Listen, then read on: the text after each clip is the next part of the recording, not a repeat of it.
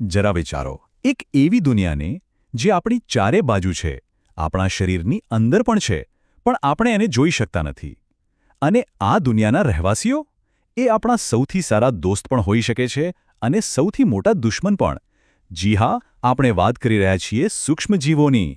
સારું, એક સવાલ છે. પૃથ્વી પર સૌથી વધારે સંખ્યામાં કયા જીવો હશે? શું લાગે છે? હાથી, માછલીઓ કે પછી કીડીઓ? ના, સાચો જવાબ તો એવો છે જે આપણને ચોંકાવી દેશે. એવા જીવો જે આપણને નરી આંખે દેખાતા પણ નથી. તો આજની આ સફરમાં આપણે પહેલાં આ અદૃશ્ય દુનિયાને સમજીશું. પછી આપણા કામમાં આવતા મિત્રોને મળીશું.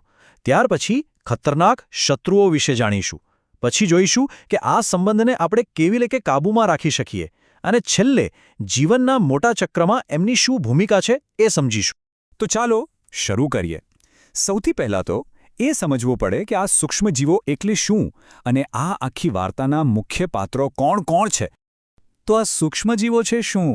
એકદમ સાદી ભાષામાં એ એવા જીવ છે જે એટલા નાના છે કે આપણે એમને સીધા જોઈ જ ના શકીએ. ક્યારેય ભેજવાળી બ્રેડ પર સફેદ કે કાળા ધબ્બા જોયા છે? બસ, એ બીજું કંઈ નહીં પણ સૂક્ષ્મજીવોનું આખું સામ્રાજ્ય છે.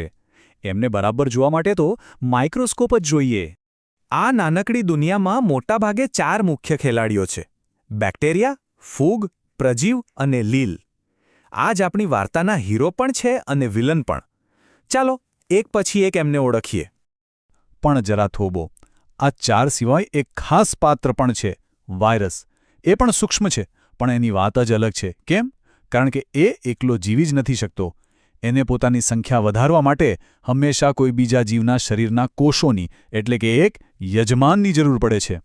ચાલો હવે વાર્તાના એ ભાગ પર જઈએ જ્યાં આ સૂક્ષ્મજીવો હીરો છે. એટલે કે એમની સારી બાજુ જોઈએ. જાણીએ કે આ અદૃશ્ય સાથીઓ આપણને કઈ કઈ રીતે મદદ કરે છે. ક્યારેય વિચાર્યું છે કે દૂધમાંથી દહીં કઈ રીતે બને છે? કે પછી બ્રેડ કે કેક આટલા પોચા અને ફૂલેલા કેમ હોય છે? આ બધો કમાલ છે આપણા નાના અદૃશ્ય રસોઈયાઓનો. લેક્ટોબેસિલસ નામના બેક્ટેરિયા દૂધને દહીંમાં ફેરવે છે અને યીસ્ટ નામની ફૂગ કાર્બન ડાયોક્સાઇડ બનાવીને લોટને ફૂલાવે છે. અને વાત ખાલી રસોડા પૂરતી નથી. આ સૂક્ષ્મજીવો તો મોટા મોટા ઉદ્યોગો ચલાવે છે. વાઇન, બિયર, વિનેગર આ બધું આથવણ નામની પ્રક્રિયાથી બને છે, જેમાં યીસ્ટ ખાંડને આલ્કોહોલમાં ફેરવે છે. અને આ જબરદસ્ત પ્રક્રિયાની શોધ કોણે કરી હતી ખબર છે? મહાન વૈજ્ઞાનિક લુઈ પાસ્ચરે. રસોઈયા તો ઠીક, આ સૂક્ષ્મજીવો તો આપણા જીવ બચાવનાર ડોક્ટર પણ છે. પેનિસિલિન જેવી દવાઓ જેણે લાખો કરોડો લોકોના જીવ બચાવ્યા છે એ એક ફૂગમાંથી બને છે. અને હા, ટીબી અને પોલિયો જેવી ગંભીર બીમારીઓથી બચાવતી રસીઓ પણ આ જ સૂક્ષ્મજીવોના નબળા રૂપમાંથી તૈયાર કરવામાં આવે છે. અને એમનું કામ હજી પત્યું નથી. એ આપણા ગ્રહના એન્જિનિયર પણ છે.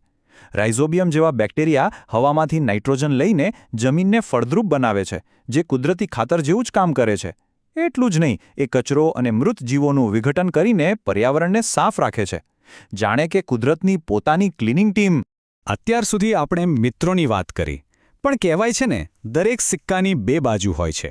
હવે વાર્તામાં એક વળાંક આવે છે.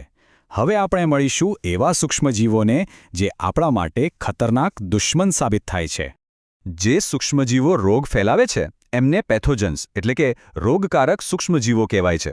આ એ જ અદૃશ્ય ગુનેગારો છે જે સામાન્ય શરદીથી લઈને ગંભીર બીમારીઓ સુધી બધું જ ફેલાવે છે.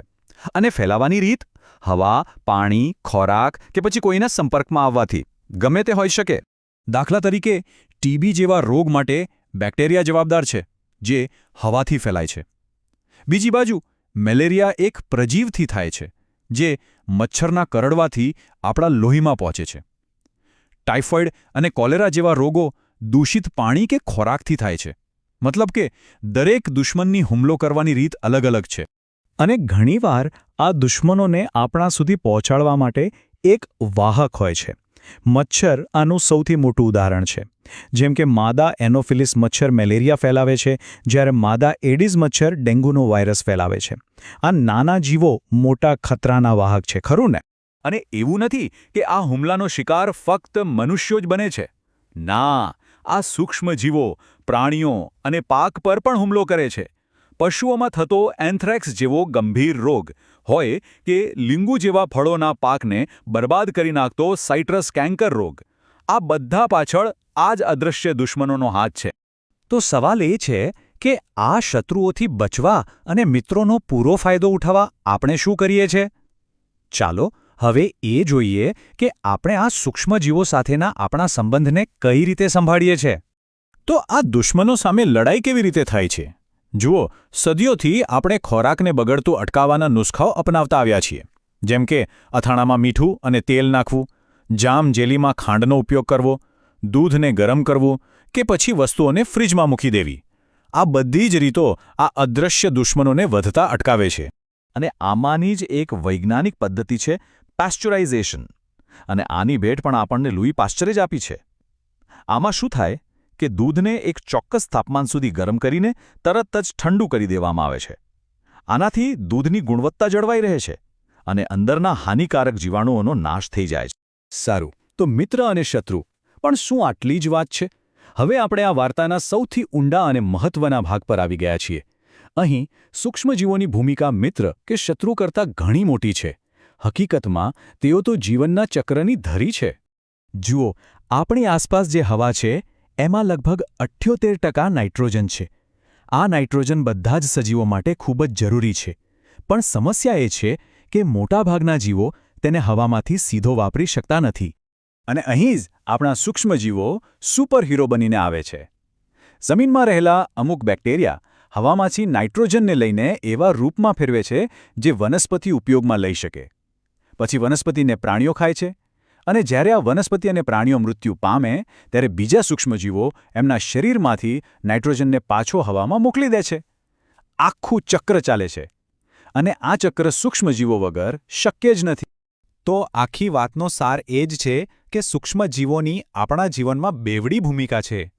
એક બાજુ એ ખોરાક અને દવા બનાવવામાં મદદ કરીને આપણા મિત્ર સાબિત થાય છે, તો બીજી બાજુ રોગ ફેલાવીને આપણા શત્રુ પણ બની જાય છે. તો અંતે સવાલ એ જ રહે છે, આ સૂક્ષ્મજીવો શું છે? મિત્ર કે શત્રુ? અથવા કદાચ આ મિત્ર શત્રુના લેબલ જ ખોટા છે? કદાચ સાચી વાત એ છે કે એ સારા કે ખરાબ નથી. એ તો બસ અનિવાર્ય છે. એમના વગર આ પૃથ્વી પર જીવનની કલ્પના પણ કરી શકાય એમ નથી. આના પર વિચારવા જેવું છે નહીં?